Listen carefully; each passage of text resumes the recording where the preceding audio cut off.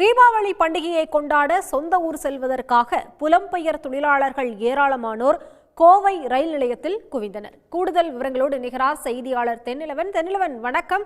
கோவை ரயில் நிலையத்தில் தற்போது கூட்டம் எந்த அளவுக்கு இருக்கிறது? இது குறித்த விவரங்கள்.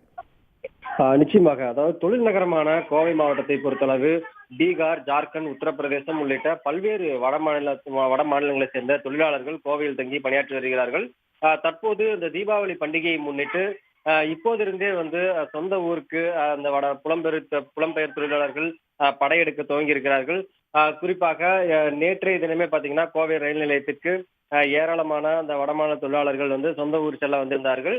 இன்றைய தினமும் தன்பாத் ரயிலில் பயணம் செய்ய, அதாவது ஜார்க்கண்ட் செல்லக்கூடிய தொழிலாளர்கள் சுமார் 1000க்கும் மேற்பட்டோர் ஒரே நேரத்தில் கோவை ரயில் நிலையம் வந்தார்கள்.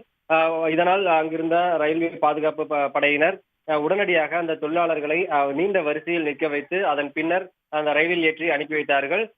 மேலும் பாத்தீங்கன்னா இன்னும் வரக்கூடிய நாட்கள்ல அதிக அளவு புலம்பெயர் தொழிலாளர்கள் வரக்கூடிய சூழல் உள்ள காரணத்தினால கூடுதலான போலீசார் பாதுகாப்பு பணியில் ஈடுபட்டு வராங்க. அதே போல கோவையிலிருந்து பொருட்களை வாங்கி கொண்டும் பல்வேறு பொருட்களை வாங்கி கொண்டு செல்லக்கூடிய சூழல் இருக்கக்கூடிய நிலையில பட்டாசு போன்ற வெடிக்கக்கூடிய பொருட்களை ரயிலில் எடுத்து செல்லாமல் தடுக்கும் வண்ணமாக ரயில் நிலையத்தின் முகப்பிலேயே பாத்தீங்கன்னா ஸ்கேனர் கருவி மூலம் பயணிகளின் உடைமைகள் முழுமையாக சோதனை செய்யப்பட்டு அதன் பின்னரே அனுப்பி வைக்கப்படுகிறார்கள்.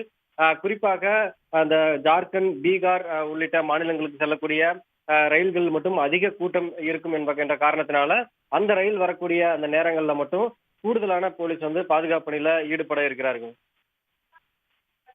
உடனுக்குடன் செய்திகளை தெரிந்து கொள்ள சன் நியூஸ் பெல் ஐகானை கிளிக் பண்ணுங்க.